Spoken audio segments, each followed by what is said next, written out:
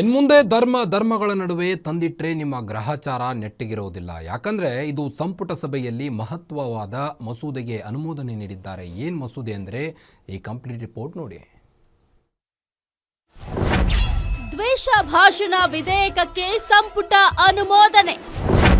ದ್ವೇಷದ ಭಾಷಣ ಮಾಡಿದ್ರೆ 3 ವರ್ಷ ಜೈಲು ಫಿಕ್ಸ್. ಬೆಳಗಾವಿ ಅಧಿವೇಶನದಲ್ಲಿ ಮಸೂದೆ ಮಂಡನೆಗೆ ತಯಾರಿ.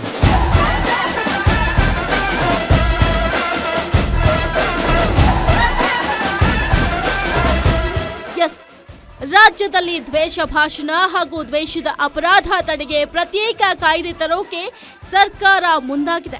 ಇಂದು ನಡೆದ ಸಚಿವ ಸಂಪುಟದಲ್ಲಿ ದ್ವೇಷ ಅಪರಾಧಗಳು ಮತ್ತು ದ್ವೇಷ ವಿಧೇಯಕಕ್ಕೆ ಸಂಪುಟ ಅನುಮೋದನೆ ನೀಡಿದೆ. ಈ ಮೂಲಕ ದ್ವೇಷ ಭಾಷಣದ ಮೂಲಕ ಧಾರ್ಮಿಕ, ಜನಾಂಗೀಯ, ಲಿಂಗ, ಲೈಂಗಿಕ ದೃಷ್ಟಿಕೋನ, ಜನ್ಮಸ್ಥಳ, ಭಾಷೆ, ನಿವಾಸ, ಅಂಗವೈಕಲ್ಯ, ಬುಡಕಟ್ಟು ಕುರಿತು ಯಾವುದೇ ವ್ಯಕ್ತಿಗೆ ಹಾನಿ ಮಾಡುವ ಮತ್ತು ದ್ವೇಷವನ್ನ ಉತ್ತೇಜಿಸುವ ವ್ಯಕ್ತಿಯ ವಿರುದ್ಧ ಕಾನೂನು ಕ್ರಮ ಜರುಗಿಸುವ ಮಸೂದೆ ಇದಾಗಿದೆ.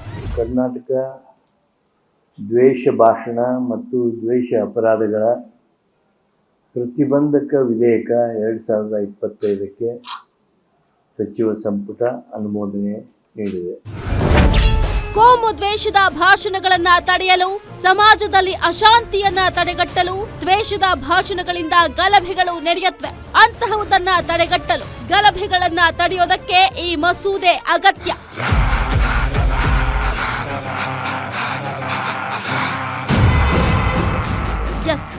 ಈ ಮಸೂದೆಯನ್ನ ಜಾರಿಗೆ ತರಬೇಕು ಅಂತ ರಾಜ್ಯ ಸರ್ಕಾರ ಕಳೆದ ಜೂನ್ನಲ್ಲಿ ನಡೆದ ಸಚಿವ ಸಂಪುಟ ಸಭೆಯಲ್ಲೇ ಕರಡು ವಿಧೇಯಕದ ಬಗ್ಗೆ ಪ್ರಸ್ತಾವವಾಗಿತ್ತು.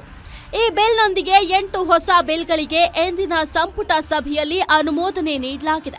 ದ್ವೇಷದ ಭಾಷಣ ಪ್ರತಿಬಂಧಕ ವಿಧೇಯಕ, ಬಯಲು ಸೀಮೆ ತಿದ್ದುಪಡಿ ವಿಧೇಯಕ, ಮಲೆನಾಡು ಅಭಿವೃದ್ಧಿ ಪ್ರಾಧಿಕಾರ ವಿಧೇಯಕ, ಧಾರ್ಮಿಕ ದತ್ತಿ ವಿಧೇಯಕ, ಜಾನುವಾರು ಹತ್ಯೆ ಪ್ರತಿಬಂಧಕ ಹತ್ಯೆ ಸಂರಕ್ಷಣೆ ವಿಧೇಯಕ, ಸಾಮಾಜಿಕ ಬಹಿಷ್ಕಾರ ನಿಷೇಧ ವಿಧೇಯಕಕ್ಕೆ ಸಚಿವ ಸಂಪುಟ ಒಪ್ಪಿಗೆ ಸೂಚಿಸಿದೆ. ಬಿಜೆಪಿ ಟಾರ್ಗೆಟ್ ಅಂತಲೇ ನಾವೇನು ಪರ್ಮನೆಂಟ್ ಆಗಿ ನಾವೇ ಇರ್ತೀವ, ಬದಲಾಗೋದಿಲ್ವ ಸರ್ಕಾರ? ಯಾರೇ ಬಂದರೂ ಕೂಡ ಅದು ಅಪ್ಲೈ ಆಗುತ್ತೆ. ಬಿಜೆಪಿಗೆ ಅಂತ ಯಾಕೆ ಟಾರ್ಗೆಟ್ ಮಾಡ್ಬೇಕು ನಾವು? ಯಾರೇ ಆಗಲಿ ಅಲ್ಲೇನು ಬಿಜೆಪಿ ಅಂತೇಳಿ ಯಾವುದೇ ಶಬ್ದ ಬರೋದಿಲ್ಲ. ಅಲ್ಲಿ ಪಕ್ಷ ಯಾವುದು ಕಾಂಗ್ರೆಸ್ಸು, ಬಿಜೆಪಿ, ಜನತಾದಳ ಅಂತ ಬರೋದಿಲ್ಲ. ಒಟ್ಟಾರೆ ಇಂದು ಸಚಿವ ಸಂಪುಟದಲ್ಲಿ ಹಲವು ಪ್ರಮುಖ ವಿಧೇಯಕಗಳಿಗೆ ಅನುಮೋದನೆ ನೀಡಲಾಯಿತು. ಬಹಳ ಮುಖ್ಯವಾಗಿ ದ್ವೇಷ ಭಾಷಣ ಮಾಡಿದ್ರೆ 3 ವರ್ಷಗಳ ಕಾಲ ಜೈಲು ಶಿಕ್ಷೆ ಎಂಬ ವಿಧೇಯಕ ನಿಜಕ್ಕೂ ಸ್ವಾಗತಾರ್ಹವಾಗಿತ್ತು.